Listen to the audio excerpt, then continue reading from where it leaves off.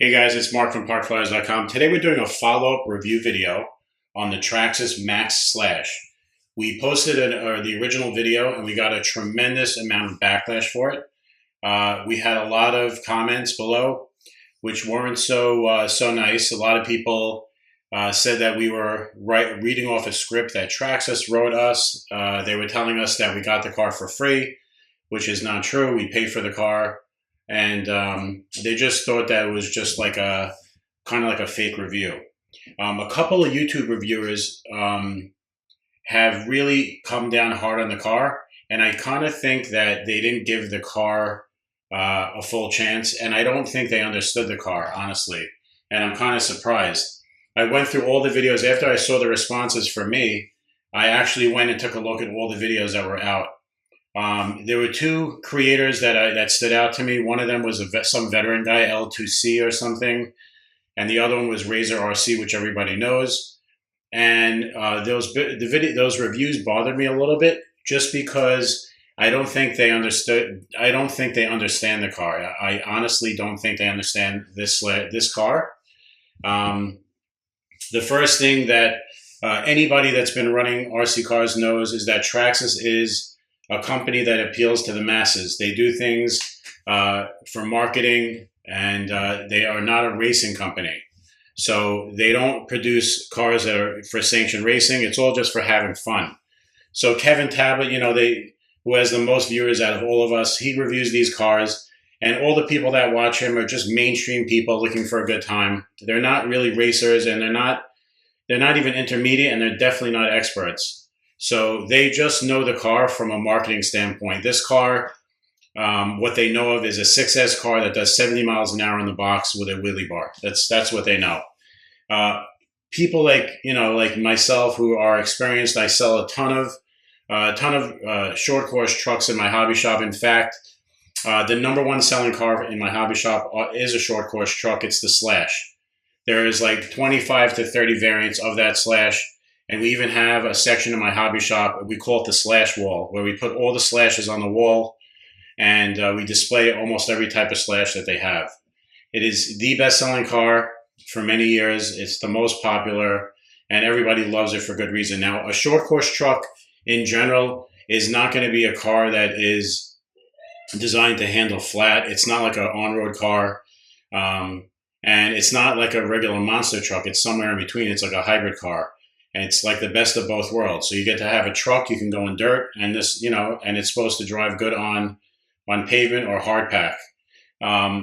So Traxxas has two of their most popular cars, the Slash two-wheel drive. This is a HCG, which is a high center of gravity chassis where it sits up high. And then they sell an upgrade for that, which is an LCG chassis, which you can install on that car on a regular two-wheel drive Slash chassis, and you just lower the center of gravity by a nice amount, and it makes the car handle better. Because short course trucks are known, they're known to be cars that have high center of gravity. They're tall wheels. They kind of flip a lot. So that's the nature of a short course truck. When the UDR was released many years ago, it had one full solid year of negative reviews on YouTube. Everybody hated the car. If you drove that car on pavement, it drove like it was broken. And what people didn't understand is that car was not designed for pavement. It was designed to drive like a real short course truck, only on dirt with a lot of bumps, just like a real short course desert truck does. And if you look at the Traxxas video on their website, their main promotion video, you see the car just skating over a tremendously bumpy terrain. You see the cover is like staying level and the wheels are going up and down at a rapid pace. That's what a real short course truck drives like. And for people that know the difference, they know that that's really cool that Traxxas took the time to make a scaled car. Now, this is not a UDR. It's somewhere in between Slash and the UDR. It is a short course truck. It's going to handle like one. So when people ask on the YouTube videos, does it handle good? The answer is it handles like a short course truck. It doesn't handle bad. And it doesn't handle good. It handles like a short course truck. That's the answer. And because of the size of this truck, it's just basically, let's say it's an 8 scale short course truck, and it compares to the Mojave 4S, which is really good, very popular. And So Traxxas went ahead and installed a 6S system in there. It's the same system from the Sledge. And in the previous video that I made, I was alluding to the fact that it should not be 6S, it should be 4S. And I actually asked everybody in the comments below to make a vote and to vote if Traxxas should make this a 4S car. They should just stop in their tracks, reverse their decision, and just re-release this as a 4S car, lowering the price also to, let's say, $569. And let's talk about the 6S. So this is not a 6S car. I'm really shocked to see that veteran reviewers are taking this car. They're running it with 6S as if it's just no big deal. Just let's run it 6S because Traxxas kind of released it as that. Not even taking into consideration the power to weight ratio, the size of the shocks compared to the weight, the center of gravity problems that the 6S causes, too much power for the size of this chassis, all that stuff. They did not even take into consideration. I would not even run this on 6S for a review. I know enough. I've been doing this long enough, and I know this size car for intermediate to expert driver, it's just not going to work on 6S. You can drive it. It's a lot of fun. They put a wheelie bar on the back. You can pull wheelies.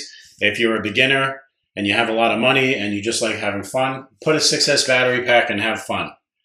But if you're a serious driver and you really want this thing to corner nicely, you're going to use a 4S pack for a few reasons. One of them obviously is center of gravity. It lowers the center of gravity as opposed to a 6S pack, which really sticks up high. In the video that Razor RC made, he threw in a Genzace pack that's sticking way past up over the driveline. I don't even know where he got that battery pack from. It is the wrong battery pack, even if you're going to run 6S. Traxxas basically sets this car up with their own 6S batteries that sit low in the chassis, and they basically hook up in series side by side, and they're much lower than that. So I don't know where he got that battery from or the idea to run 6S, and especially jumping it, 20, 30, 40-foot jumps on a 6S pack, and then acting surprised when it bounced off the ground like a pogo stick. Anybody that's been into RC for a while knows that would have happened. And just making a review like that, just with his knowledge, and just not even just him, but more people making videos with all their knowledge in RC, and they're going to go and they're going to try to ruin the name. And this definitely sells. By the way, they definitely impacted the sales of this car. I can tell you that right now. There are a lot of people that do not want this car. They're not going to buy it. You have hundreds and hundreds of people that think this car is a piece of garbage. And I'm not going to change my story, and I'm not going to change my opinion of it. And just in case you still think I'm full of shit or I'm fake, go look at my past reviews of other Traxxas products. I pick them apart. I tell you where they need improvements, and I don't mix words up. I don't lie. I don't fabricate. And if you go back and look at my videos, I'm all about running cars lightweight. I don't like heavy cars.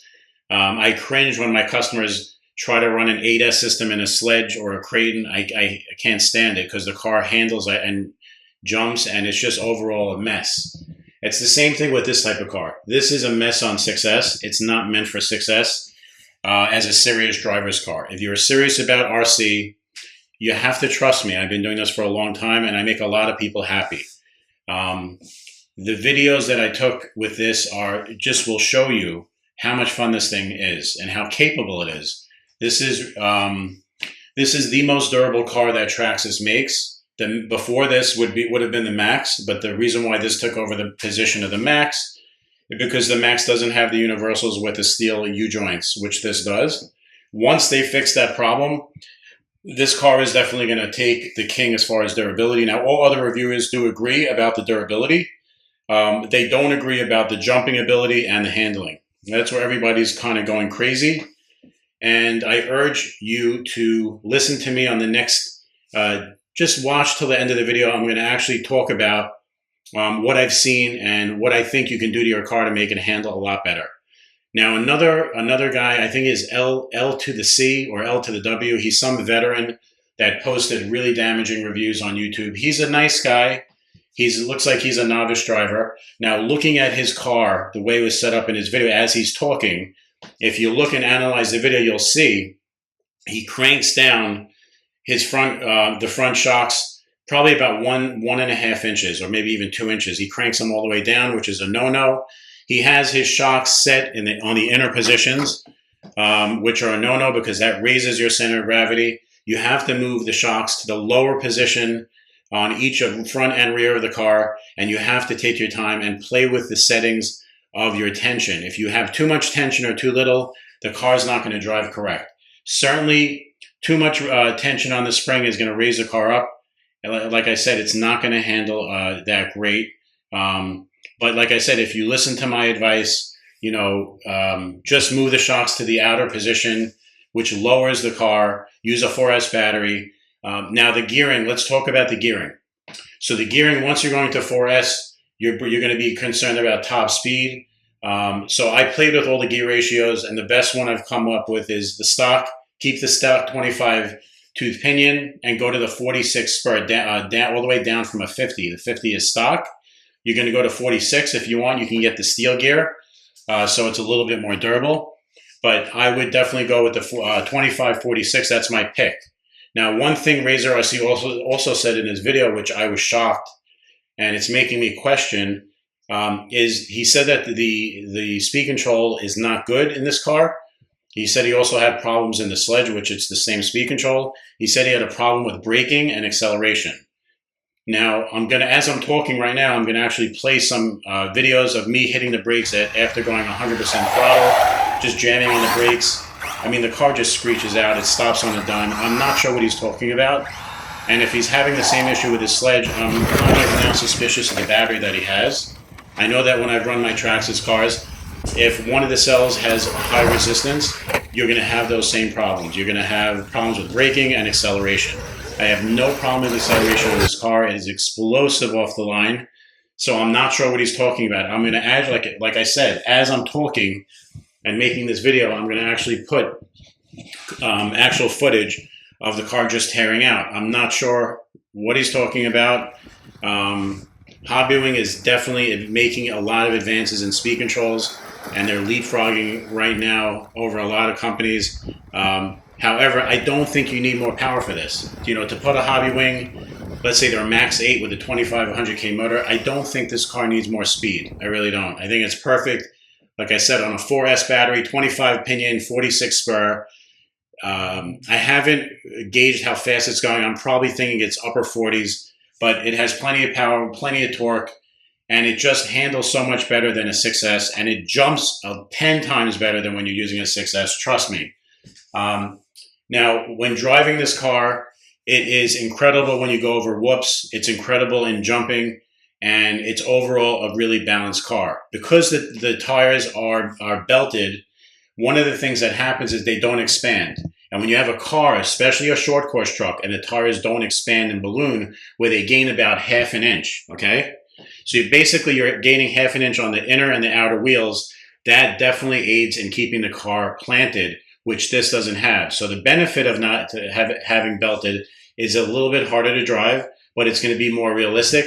It's also going to be much easier to control when you're doing high-speed runs. I mean, you run this thing full throttle down the street, even past 60, it's extremely stable. Now, I did try it with tall gearing just for speed runs. It loses a lot of torque. For me, it's not as much fun. I wouldn't run it with the high gearing. I tried 44-26. I thought it was too tall, and it just lost its life. I didn't think it was, it was still quick, but it wasn't explosive. And I take this usually mostly off-road. If you see the cover here, I beat the crap out of this. We didn't break any parts on this. So it was pretty impressive. Like I said, this is going to be the most durable, not just short course truck we have, but the most durable car that we have. Now, if you want to know, just to give you an example of the RC market, one of the best driving cars out there is the SET 410, and this is mine. I built this. It's a kit. Now, to get this going, probably is going to cost anywhere from $1,200 to $1,400, depending on the equipment. This is the best handling short course truck if you want the best handling and the best jumping on the planet. The only thing is it's a boutique car, and not many people know about it. Not many people buy it. I probably sold 2 in the last, 2 years, and I have a whole bunch in stock. So they don't really sell that well, even though it's one of the best driving short course trucks out there. By the way, this is a lot more durable than that. I'll tell you that right now. you're not going to be doing driving a Techno like you drive this. Anyway, like I said, if you want to drive the best short course truck on the planet, it is a very unique experience. Trust me, it is that much better than anything out there. It's just that they don't sell as much as, you know, the Traxxas stuff. Even if you put it against the Slash Ultimate, this will beat it by half a lap around the course. I know because I've done it. But like I said, they don't sell as much as the Slashes, and they just don't compete sales-wise. They're just an unknown company, and they just happen to make some of the best engineered products. So if you really want to get a car, a short course truck, that is going to handle like it's on rails, this is going to be it. It doesn't drive realistic like a real short course truck.